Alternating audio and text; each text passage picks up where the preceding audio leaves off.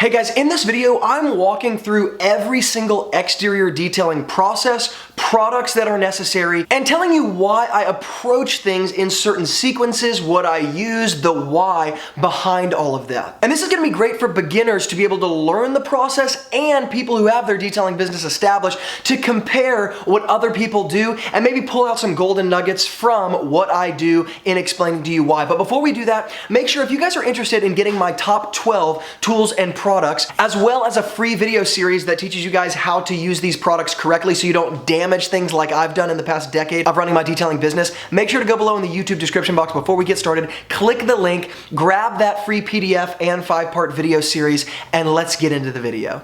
Now, as we start off the exterior detailing process, I always start with the wheels, tires, and wheel wells because this is the area that is just dirtiest for obvious reasons, and so I like to start with it because I'm going to get a bunch of overspray, I'm going to splash a bunch of dirt everywhere, and no, it's not like the craziest job in the world, but I am going to get excess dirt, excess grease, grime in other places, and if I start here, I don't have to go back over this area. I'm always going to go basically tires, wheel wells, wheels, and that's for no other reason other than I like to leave the wheels last because they catch all of the overspray or they catch all of the dripping from the wheel wells, from the tires. So it really doesn't matter if you start with the wheel wells or the tires. It just matters to leave the wheels last, right? For obvious reasons. Generally speaking, I like Meguiar's wheel brightener for the wheels and the inner barrel because it's an acidic cleaner, and I like Super Clean degreaser for the tires and for the wheel wells because you can get it in such big quantities at such a cheap price, and this is an area where you don't need a specialized product necessarily.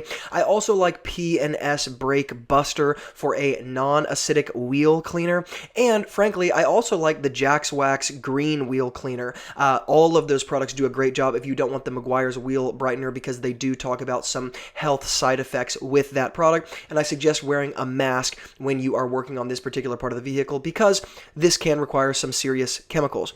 Now, after that, we're going to move to the washing stage, and specifically the PreFoam stage. Not a lot to say about this other than the fact that I am going to use the pressure washer to rinse the car down before I actually start spraying my foam cannon.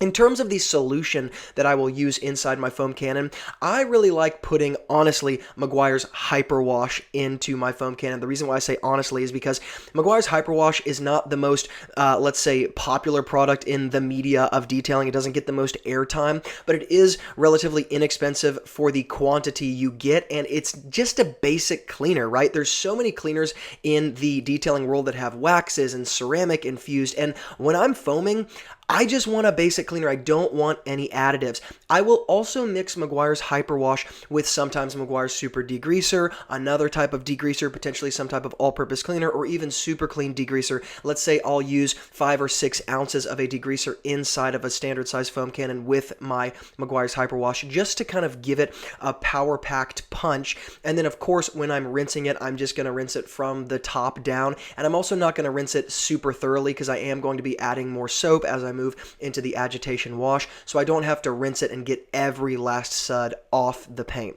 Then as I move on, I do want to throw this in because we are being kind of detailed about the exterior detailing processes here. Obviously, next I would move to my agitation wash, but I'm throwing in the door jams here because I do suggest including door jams in your exterior washing process because ultimately they are part of the paint, and what people don't realize is that you're going to get overspray inside of the door jams of water, and if your door jams are dirty, that water is going to drip out onto the paint in kind of a dirty, sludgy way. So if I moved on to my agitation wash before I did this, I would get this leftover dirty drip marks. So I actually do find it pretty effective to just throw in the door jams in between the foam cannon and the agitation wash if you're going to do it. And then, of course, I'm going to move to my agitation wash once my door jams are clean. And frankly, the door jams are relatively easy to clean because that type of dirt doesn't really adhere to the paint. It's just relatively surface level stuff. But many times people don't clean their door jams. Now, regarding the agitation wash, I like using a mitt like you can see here that isn't too big. There's a lot of expensive mitts and what I would call like overly expensive mitts in the detailing world. And as with all the things I'm talking about, the tools and products will be linked up in the YouTube description box below. So I will be linking up the mitt that I like, but I do suggest buying a mitt that you can kind of dispose of. What I mean is on Amazon or on a detailing retail site, you find mitts that come in packs of 2, packs of 4. I like buying those kind because mitts just just get so greasy and grimy that they just need to be thrown away more often than you think, and I don't like spending $35 on a mitt that I have to throw away. I am using the 2-bucket method here, and again, a simple wash like Meguiar's Hyper Wash, simply because I'm going to be protecting later on. I don't need anything infused into the paint. Now, outside of that, I do like dealing with bugs after I have done an agitation wash, because the agitation wash will pull off the surface dirt of the front end of the vehicle, and it will expose any of the bugs or the grease grime in that area that's left over that's not going to come off with an agitation wash.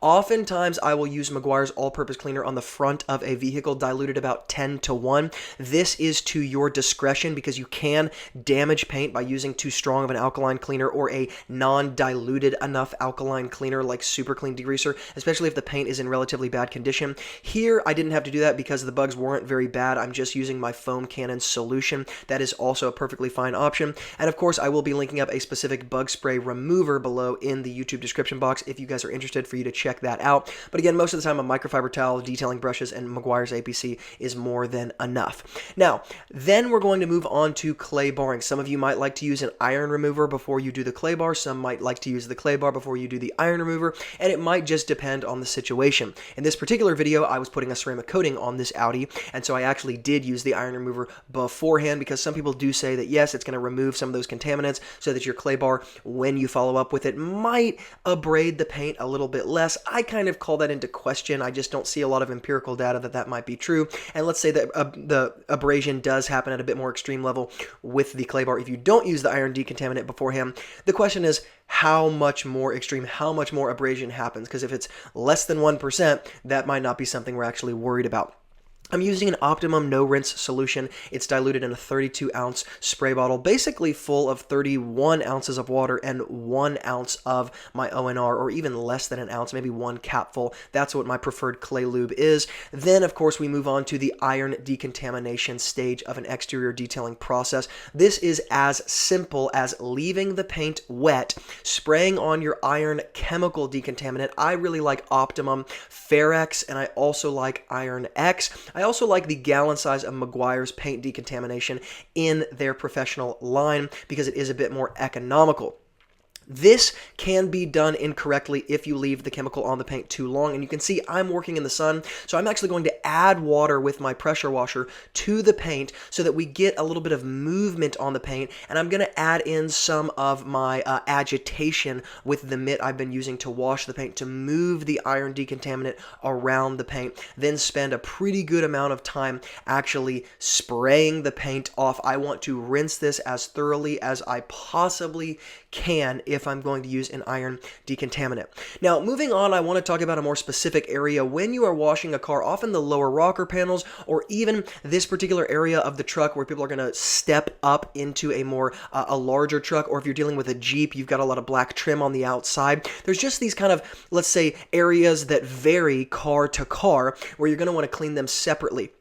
Oftentimes, I will use my brushes like my Easy Detail brush, my long-handled wheel brush, my detail brushes. These are going to allow me to fit into these areas a little bit easier, and I'll just spray some cleaner like Super Clean Degreaser 5-to-1, 10-to-1 on an area like this and scrub it separately, rather than scrubbing this with my wash mitt and my soap, because a car wash soap and a wash mitt just isn't strong enough to really clean an area like this, or let's say the black trim on a Jeep or the lower rocker panels of other cars. You guys kind of get the idea. It's not always going to look like that, but it sometimes looks like that. There's lots of different types of cars and lots of different like accent areas. Now, what you see me doing here is treating the windshield with a very simple hand polish from Stoner, and then I am going to be treating the windshield just like I do with every other car, which is just protecting it with whatever protectant I'm using in that particular situation. The only reason why I've included this part in this video, because you might be saying, well, Luke, this isn't something you do on every exterior vehicle. This is something that's more kind of additional case by case. And that is true. The reason why I'm throwing it in here is because I'm using this as a representation. There are oftentimes parts of a vehicle that require more work than others, detail to detail, car to car. And this particular windshield on this Toyota Corolla was one of them. Another area might be there might be some scratch marks behind the handle of the driver's side door and the passenger side door where people actually scratch incidentally behind the door handle on the paint, and you have to treat that with a magic eraser, maybe a little bit of polish. There are these areas of every detail where it's like, hey, if I leave this as it is and I don't go a little bit over the extra mile, this is going to hinder the overall appearance of the vehicle and the finished part of the detail, and I don't want to do that. And so this is just representing that kind of mindset. There are certain areas that require more attention in an exterior detail process. Right now it's the windshield. Later it might be the paint behind the door handle. In another area it might be the bug detail where the Meguiar's APC isn't cutting it. I'm going to have to reach for a more specific cleaner. I'm going to have to spend a little bit more time there, because if I don't, I'm simply not going to get the results that are necessary. So that is going to vary case by case, but nonetheless, I'm going to be hooking this product up in the YouTube description box below.